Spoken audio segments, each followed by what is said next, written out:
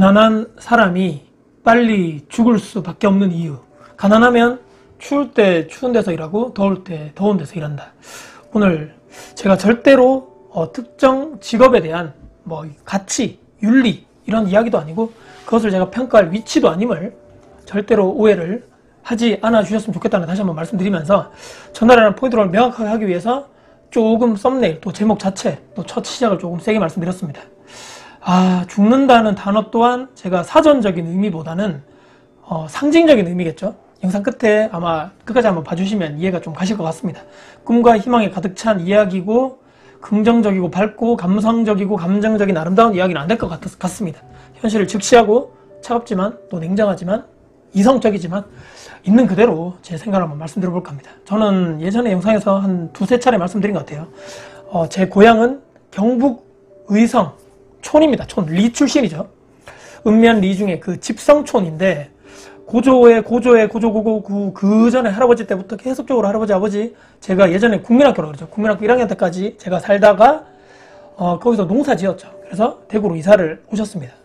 부모님이 농사만 짓던 분들이 어떤 기술도 이 도시에서 살기 위한 어떤 기술도 없었겠죠. 아는 사람도 없고 단지 이제 저희 그러니까 자식들 교육을 위해서 평생 촌에만 사시다가 안 되겠다. 그 당시에 그렇게 해서 대구로 오시는 분들이 많았다는 거죠. 처음에 여기 와가지고 그런 생각이 많이 날더라고요. 예전에 기억 자체를 한번 떠올려보면 어릴 때 새벽에 예전에는 요즘에 이제 그렇게 하지 않는데 쓰레기 분리수거 하시는 분 그때는 이 분리수거 자체 개념도 없었죠. 까만 봉다리에 쓰레기 담아가지고 새벽 6시쯤에 막 새마을운동 노래가 나왔습니다. 새벽종이 울렸네 막 그런 노래 기억나시는 분도 있을 건데 그때 나와가지고 쓰레기 봉투 넣어가지고 종량제 이런 거 없었죠. 봉투가 그래가지고 막 해가지고 그 나와서 사람들이 막 그 차 안에 막 봉투를 넣는 아직까지 그 기억이 선하거든요. 그 일부터 막 기억나고 대구에 예전에 가장 큰 업종 자체가 섬유거든요. 섬유 두 분 다 그쪽에 취업을 하셨습니다. 정말 밑바닥부터 해가지고 1층 예전에는 이 양옥집이 많았는데 아파트 말고 거기에 1층 작은 방 사글세 전세 2층으로 옮겨가지고 또 사글세 전세 나중에 막 10년 15년 나중에 작은 아파트 분양 받아가지고 그렇게 또 이사를 가시고 지금 이제 두 분이 따로 사시는데 직업 자체에 그 크게 벗어나지 못하는 상황 책상에 앉아가지고 사무직이라고 그러죠. 서류 업무 보시는 그런 일을 평생 해보신 적이 없죠. 말 그대로 현장직 또 교대근무 덥고 춥고 시끄럽고 열악한 그 근무 조건에 저임금의 고노동력을 요하는 그런 상황에서 자식들 예전에 저희 부모님 세대 다 잘 키워내셨죠. 기적이라고 생각합니다. 저희 부모님이 예전에 다 그렇게 했었습니다. 이제 근데 시대가 바뀌고 대학교 안 나온 사람들이 거의 없죠. 초고학력 대한민국 하지만 90년대 2000년대 제가 대학교 졸업했던 때가 2006년이거든요. 초고도 성장하던 그 대한민국에서 슬슬 이제 막 올라가다가 정체가 슬슬 되면서 여러 가지 사회적인 구조적인 문제, 대기업 공채가 사라지고 취업문 뚫기는 점점 힘들어지면서 양질의 일자리는 많이 없어졌습니다. 바늘 구멍보다 더 뚫기 힘들다는 그 공무원 경쟁률 자체가 엄청나게 많아졌죠. 임금은 대기업이라도 공기업보다 적지만 안정적이고 길게 오랫동안 크게 내가 회사에서 잘릴 위험 없는 그것이 최고다. 그런 사회적인 풍토, 그런 문화가 자리 잡았습니다. 저는 근데 운이 좋게도 막판에 다른 데로 열심히 해서 또 시대를 잘 만나서 안정적인 공기업, 남들이 부러워하는 그쪽 직업을 제가 처음에 입사를 해서 나름 고액 연봉자의 인생을 살았습니다. 주변을 한번 돌아보죠. 각기 다른 일을 하는 사람들. 사람은 절대로 혼자 살 수 없습니다. 사회적인 그래서 동물이라고 하는데 타인과 교류를 하면서 연결되어서 살아갈 수밖에 없습니다. 직업의 높낮이가 어딨냐, 근로는 신성한 것이다. 학교에서 그런 것들 그렇게 가르치고 있지만 정말인가요, 여러분들? 정말 평등한가요? 신성한가요? 성인이 되고 취업을 하게 되고 다른 사람들을 만나게 되면서 또 머리가 커가면서 슬프지만 이게 현실이네. 이게 차갑지만 어쩔 수 없다. 소위 엘리트 전문직에 또 특수 자격증을 소지하시는 분들 있죠. 또는 그 밑으로 해서 대기업, 공기업, 또 중견기업, 또 공무원, 그 밑으로 또 중소기업, 알바, 일용직, 계약직 격차는 반드시 존재한다. 사회적으로 인정받는 그 크기 또한 사실 하늘과 땅 차이죠. 당연히 상위 1% 들어가기 위해서 그들이 얼마나 많은 노력과 피눈물을 흘리면서 공부를 시간을 많이 쏟았겠죠. 아니 그럼 나는 계약직 하고 싶어서 계약직 하냐, 누구는 의사 되기 싫으냐, 나 변호사 되기 싫어서 안 하느냐, 나도 변호사 되고 싶었어, 이런 이야기를 제가 하려는 게 아니고 현실을 일단 인정하는 거 먼저 1순위다. 그래야지만 제가 생각하는 문제는 해결될 수 있다는 것입니다. 각 나이대별로 반드시 우리가 해야 할 본분이라고 있는데 꼰대라고 생각하실지 모르겠지만 저는 무조건 있다고 생각합니다. 학생 때는 공부를 해서 좋은데 취업을 하는 것이 저는 무조건 1순위라고 보고, 직장인분들은 열심히 내가 근로를 통해서 받는 월급이 있죠. 그 월급을 잘 모아서 나의 이 적은 자산을 어떻게 해서 빨리 불릴 수 있는가, 투자 재테크에 계속적으로 올인하는 수밖에 없다. 그 이후에 나와 같은 또 마인드와 같은 목표를 가진 배우자를 만나는 것이, 만약에 내가 계속적으로 혼자 사실 그런 분들이 아니라면 말이죠. 시간이 지나가지고 자녀를 내가 계속적으로 만들고, 또 자녀가 계속적으로 커나감에 따라 가지고 자녀 교육 거기에 또 신경을 써야 하고, 나이대별로 시간이 점점 지남에 따라서 은퇴 노후 준비, 그런 순서적으로 그때 아니면 거의 준비를 해봤자 뒤에 가면 늦는, 불가능하다는 얘기입니다. 각 나이대별로 그 시기대별로 집중해야 되는 것들이 반드시 존재하다는 얘기입니다. 누구나 다 알고 있지만 아무나 이렇게 또 잘하고 있지 못하다는 것이 바로바로 또 팩트겠죠. 학생 때 내가 열심히 공부해서 내가 빨리 적성을 찾아가지고 원하는 대학이라든지 원하는 내가 학과에 취업해서 그쪽으로 나가든지, 또는 또 다른 적성과 재능을 찾아가지고 공부 말고 나 또 다른 그쪽에 나는 돈을 벌고 계속적으로 그 일을 계획적으로 하면 되는데, 문제는 이도저도 아닌 사람들, 공부는 싫고 그렇다 해서 노력도 싫고, 근데 남들 하는 건 또 다 또 하고 싶고 그렇게 더 살고 싶고 돈은 많고 싶지만 또 그렇지만 또 돈은 또 모으기도 싫고, 그런 사람이 가장 문제죠. 하지만 그들은 지금 그들이 그것이 나에게 가장 큰 위기라는 것조차 인식을 못하고 있다는 것이 더 큰 문제입니다. 가난의 의미가 여러 가지 의미가 있겠죠.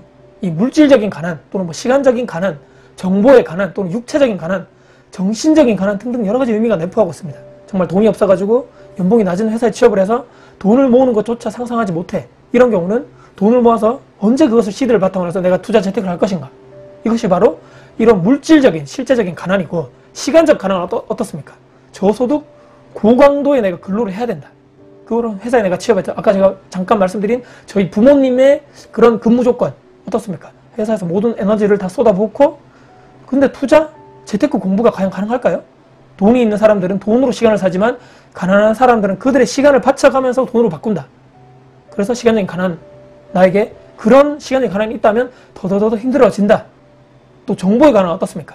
예전에 또 저희 부모님 세대 주변에 전부 비슷하고 농사 짓는 또 촌에 살고 어떠한 정보가 있을까? 그때 자녀 어떻게 이렇게 하지만 교육시켜야지만 내 자녀가 조금 더 올바른 길로 간다, 이런 것들이 있었을까요?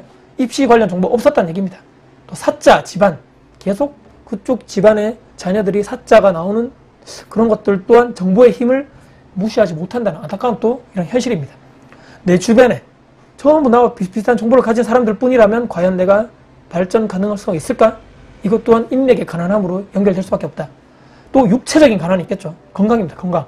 아까 저임금 고강도 업무, 나의 육체까지 점점 망가지는, 젊을 때 내가 금방 회복되겠지만 나이가 들수록 그 회복력이라는 것은 점점 떨어질 수밖에 없다. 분명히 내 몸은 고장나게 돼 있다. 정신 건강만큼 또 못지않게 중요한 것이 바로 육체적인 건강입니다. 여기에 스트레스 받는다 해가지고 술 먹고 담배 피고 교대 근무로 인한 나의 신체 리듬까지 망가져 버린다면 대기업보다 상대적으로 그 하청업체 직원들이 위험하고 열악한 환경에서 그런 근무 조건이 놓일 수밖에 없는 것이 더 많다는 얘기입니다.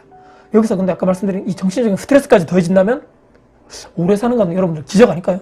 더 최악인 것은 상대적으로 나보다 더 나은 사람들의 그들에게 내가 계속적으로 비판하고 혐오하고 비난하고 그것이 나의 마음속에 지옥을 점점 키우는, 내 스스로 그냥 지옥에 걸어 들어가는 그런 꼴이 될 수밖에 없다. 와, 인생 정말 슬프네. 여기서 그냥 모든 걸 포기하고 그냥 막 살아라? 그게 과연 해결책은 아닐 것입니다.